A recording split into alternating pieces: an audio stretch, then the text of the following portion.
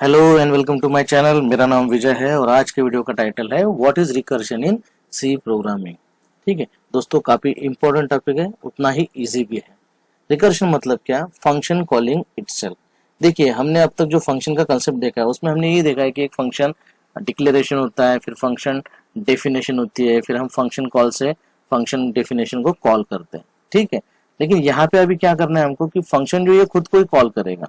ठीक है, मतलब उसी उसी की डेफिनेशन में से फंक्शन कॉल होगा और वो उसी को कॉल करेगा। जैसे कि यहाँ पे जो एग्जांपल मैंने दिया है, देखिए अब मेन क्या है, मेन हमारे लिए एक फंक्शन डेफिनेशन है। ठीक है, तो इंटरप्रेटर क्या करता है, इसे हम कॉल करते हैं, यहाँ से हमारा एग्जीक्यूशन शुरू होता है। ठीक है, जैसे कि मेन एक डेफिनेशन है, अब इस मेन को जो है मैं यहाँ से कॉल कर रहा हूँ। ठीक है, मतलब क्या होगा, ये लाइन पहले प्रिंट हो जाएगी, प्रिंट हेलो, हेलो प्रिंट हो गया, फिर यहाँ पे आ गया, यहाँ आने के बाद में क्या हो जाएगा, ठीक है, ये हो जाएगा आपका मेन, फिर से कॉल, फिर से मैं यहाँ आऊंगा, यहाँ से प्रिंट हेलो, हेलो फिर से प्रिंट हो जाएगा, फिर से मेन कॉल कर रहा है, ऐसा चलती रहेगा। मतलब ये जो हेलो है ये प्रिंट होता ही रहेगा, होता ही रहेगा। कब तक होता ही रहेगा? जो मेमोरी इसको अलोकेट किया है। ठीक है, जैसे ही ये मेमोरी जो है ये फुल हो जाती है, ऑटोमेटिकली क्या हो जाएगा, ये प्रोग्राम जो है ये टर्मिनेट हो जाएगा। मतलब ये हेलो जो है ये मेनी टाइम्स प्रिंट होगा और प्रोग्राम क्या हो जाएगा आपका, टर्मिनेट हो जाएगा एब्रप्टली। ठीक है, तो ये जस्ट एक एग्जांपल है रिकर्शन का। लेकिन जो मेन एग्जांपल जो बहुत बार एग्जाम में पूछा जाता है वो एग्जांपल अभी हम देखने वाले हैं। एग्जांपल है हमारा factorial of a number using recursion. ठीक है, तो फैक्टोरियल मतलब क्या है कि जो जिस नंबर का हमें फैक्टोरियल निकालना है, तो 1 से लेके तो उस नंबर तक हमें क्या करना है, मल्टीप्लीकेशन करते जाना है। जैसे कि अगर मुझे 5 का फैक्टोरियल निकालना है तो मैं क्या करूंगा, 1 इंटू 2 इंटू 3 इंटू 4 इंटू 5। ठीक है, इसके लिए ऑलरेडी एक प्रोग्राम दोस्तों मैं बना चुका हूँ, इसकी लिंक जो है मैंने डिस्क्रिप्शन में दिया है। अब यहाँ पे मुझे क्या करना है, रिकर्शन का यूज करना है। अब ये रहा हमारा मेन फंक्शन और ये रहा हमारी फंक्शन डेफिनेशन।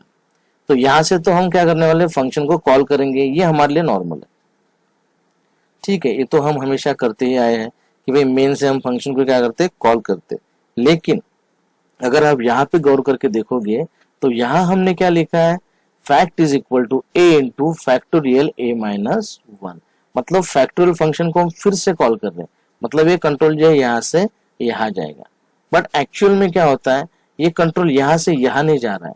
जितनी बार हम फंक्शन को कॉल करेंगे उतने फंक्शन के क्या होगा, मतलब यहाँ पे क्या कर रहे हैं हम, हर बार फंक्शन को कॉल कर रहे हैं तो उसके लिए हर बार एक मेमोरी जो है अलोकेट होगी, उसे हम कहेंगे फ्रेम। ठीक है, मतलब जितनी बार हम रिकर्शन का यूज करने वाले हैं उतनी फ्रेम जो है इसके लिए अलोकेट हो जाएगी। तो इसका जो डिटेल है ये मैं अभी नेक्स्ट स्लाइड में आपको बताने वाला हूँ। ठीक है, जैसे कि ये हमारी ये है डेफिनेशन, ये मैंने यहाँ पे इसलिए लिखा है क्योंकि अभी हमको जो एक्सप्लेनेशन है वो समझने में आसानी होगी। ठीक है, चलो अब मैं सपोज मेरा आउटपुट क्या आएगा कि एंटर एनी नंबर। चलो मैंने नंबर एंटर कर दिया सपोज 3। अब क्या हो जाएगा, जो ए की वैल्यू है मेरी हो जाएगी 3। और यहां से अब मैं क्या करूंगा, fact is equal two factorial 3। मतलब ए को मैं पास कर रहा हूँ। ठीक है, कहाँ पास कर रहा हूँ, तो इस फंक्शन को। ठीक है, तो इस फंक्शन में क्या हो जाएगा, ए की जगह आ जाएगा 3। ठीक है, तो इसी को हम जो है इसका मैंने यहाँ पे एक्चुअल डेफिनेशन लिखा है। तो देखिए यहाँ से मेरा कंट्रोल कहाँ जाएगा, यहाँ पर फैक्टोरियल 3। ठीक है, फिर यहाँ पे आ गया integer fact, if a is equal to 1। क्या ए की वैल्यू 1 है? नहीं है। ठीक है, तो एल्स वाला पार्ट एग्जीक्यूट होगा, fact is equal to 3 into factorial of 2। मतलब फिर से एक फंक्शन कॉल है। ठीक है, लेकिन अब ये यहीं पे कॉल नहीं करेगा, इसका एक अलग से इंस्टेंस जो है मेमोरी में क्रिएट होगा, उसे हम कहेंगे फ्रेम। ठीक है, तो यहाँ से ये देखिए, ये उसके लिए एक फ्रेम है, एक अलग सी मेमोरी लोकेशन है, यहाँ पे हमारा कंट्रोल चला जाएगा। यहाँ कंट्रोल आने के बाद में क्या होगा कि अभी जो यहाँ पे 2 पास कर रहा हूँ मैं, क्योंकि यहाँ पे हम क्या बोल रहे हैं, फैक्टोरियल ए माइनस 1। ए की वैल्यू 3 थी, 3 माइनस 1 2, तो यहाँ से मैं 2 को पास कर रहा हूँ।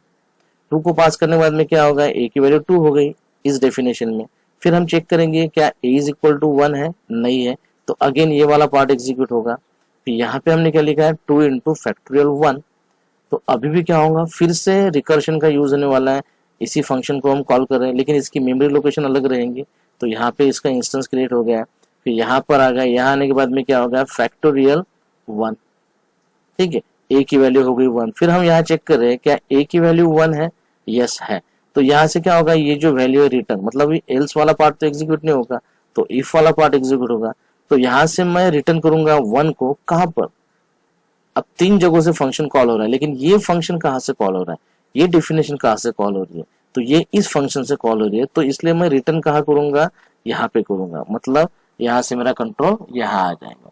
तो यहाँ पे रिटर्न 1 मतलब ये फैक्टोरियल ऑफ 1 क्या हो जाएगा, इसकी वैल्यू हो जाएगी 1, और ये हो जाएगा फिर 1 इंटू 2। ठीक है, मतलब ऐसा कैलकुलेशन होगा कि fact is equal to 2 into 1। ठीक है, 2 तो यहाँ पहले से है, और फैक्टोरियल मतलब ये फैक्टोरियल 1 की जो वैल्यू है वो इसने कितना रिटर्न किया है 1, तो 2 इंटू 1 फैक्ट की वैल्यू होगी 2। अच्छा, अब यहाँ से जो है यहाँ पे आ गए हम, तो यहाँ पे हम करें रिटर्न फैक्ट।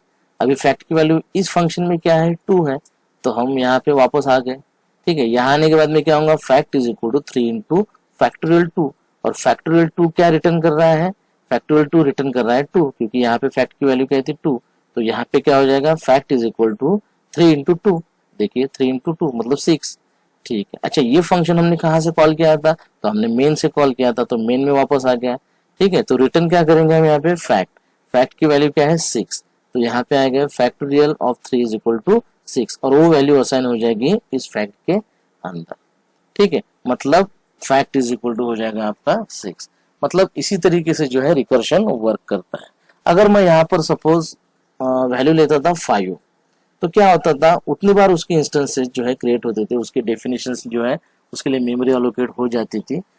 और उसको टर्मिनेट करने के लिए हमें क्या करना है, एक कंडीशन लिखना बड़ी जरूरी है कि जब तक ए की वैल्यू 1 नहीं होती तब तक ये रिकर्शन होता रहेगा, फंक्शन खुद को कॉल करता ही रहेगा। ठीक है, लेकिन इसके पहले जो हमने प्रोग्राम देखा था जिसमें हमने मेन को कॉल कर रहे थे, वहां पे कोई ऐसी कंडीशन नहीं थी कि जहां पे वो रिकर्शन रुक जाए।